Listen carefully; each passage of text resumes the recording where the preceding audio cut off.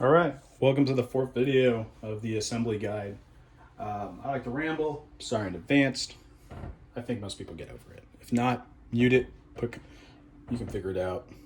Or read the manual. If you think my talking's bad, wait until you see my writing. All right, so for this guy, we're talking about the electrical setup of the system. Also, at this point, we're going to talk about a little bit of tuning or understanding your machine.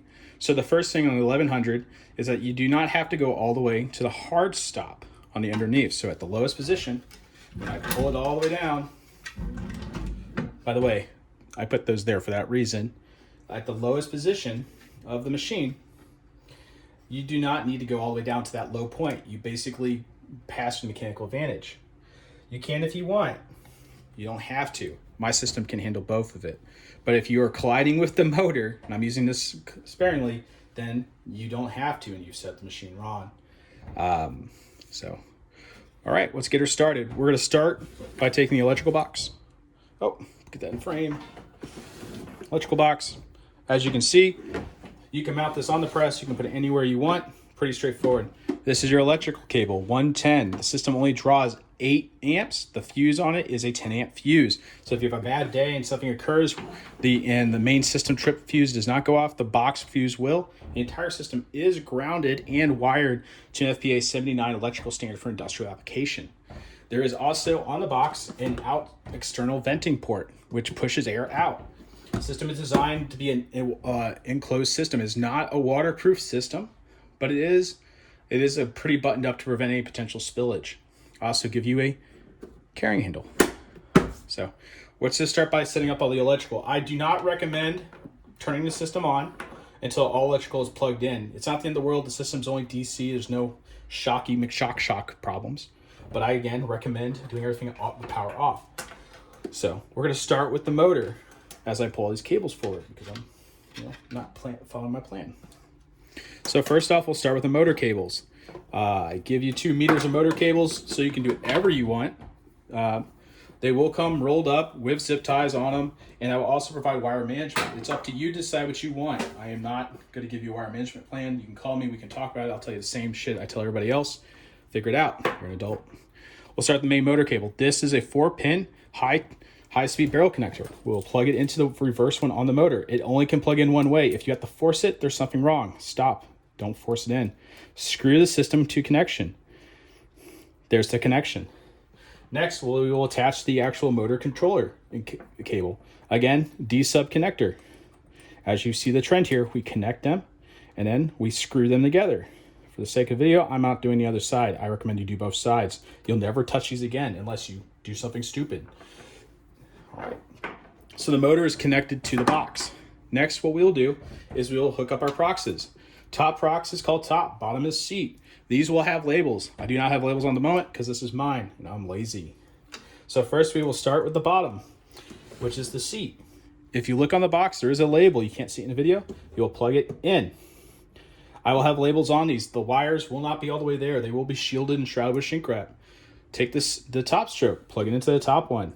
I leave these as screw terminals so you can make these wires longer or shorter at your pleasure. Again, that creativity side of this. Once those are plugged in, you are good. The other 2 ports you see are for the primer sense and the camera. So lastly, before adding power, we will take our D-sub 9-pin cable. If I give you one that's too short and you do not like it, you can go on Amazon. You can buy them. Look at the user's manual. I provide specs on what you can buy to do everything here.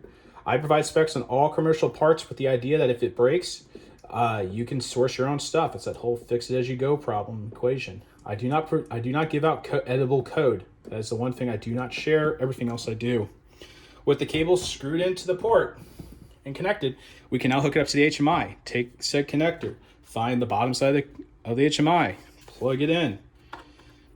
Please note that you need to have this plugged in for the system to run. If this is unplugged or anything, it will not, and I do express this wording, it will not function. This machine does not have Wi-Fi. It does not have Bluetooth. If you think you wanted that system, I would recommend you to someone else. I am not giving you that luxury. That's the box. This cable will be longer. Mine is short. All right, with everything plugged in, we have a little bit of a mess. You can figure out later what you want to do, but we will take our power cord and we will plug it in. Again, this is a standard plug. If you need a longer plug, you can source it yourself.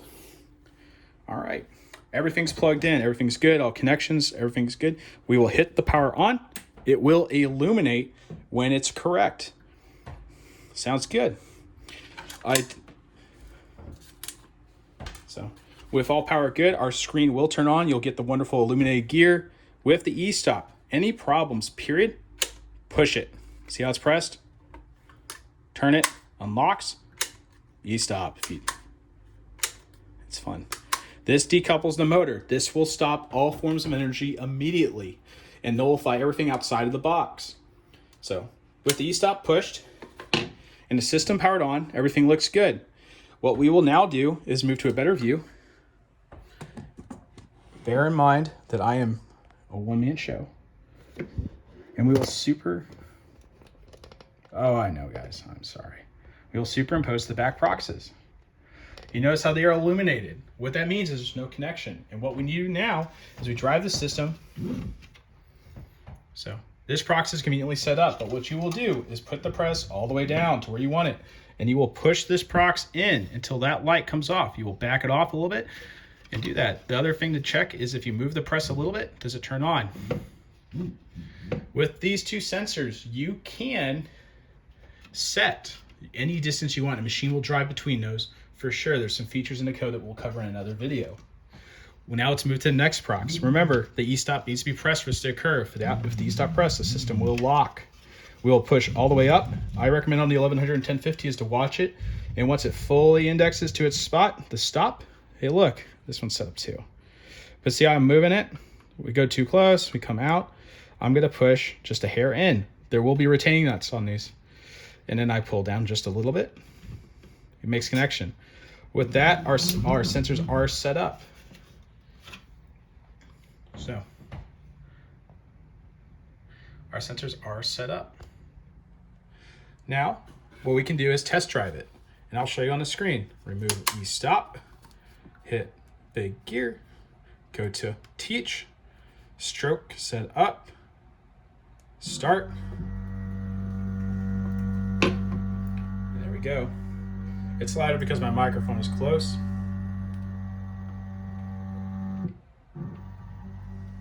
What's going on here is the system is teaching to your press. Every press is a hair different or whatever. And this ultimately is learning the stroke of your machine. You don't have to do this every time. I do it occasionally when I change certain things or I change the proxies. That's the case. Now we'll go to another set of feature and we will go to index setup. Index setup's a little unique. Turn off the press. What you'll do is you'll move the press to a location that you like just before it touches the index. You'll let go, relieve the press, let you stop, remove your hands from the press, hit start. What it is now learning is where your index is. The 1050 and 1100 have a different spot. Also, if you have a certain taste or flavor of what you want it to do, this gives you a little creativity. So next, what we'll do is while we're on this page, we will go to clutch setup. If you look on here, I have preset the values, the 125. If you are having issues, you can increase these values to whatever you want. Oh, that's gonna be a big number. But you can, so let's say 147 for that top clutch when it goes all the way up. Hit save, system save. We go back to clutch page, it is retaining those numbers.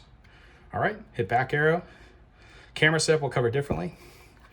While we're here, we'll check overall system. We'll go to load development. Since the system is already down, does not matter. If we hit middle stroke, it'll drive to that index point. We hit top stroke, it'll move to the top. We hit bottom. If you wanted to drive between middle and bottom, you're good. This is how you check your locations. You can also use this for die setup and load development. If you really wanted to load some rounds quick and not want automated, you also can play here. You can hit top stroke, then bottom stroke. So if you hit back arrow, you've now unlocked everything. And that's everything you need to get the press running. Everything else from this point is ancillary and not necessary for the machine to function. Thank you again.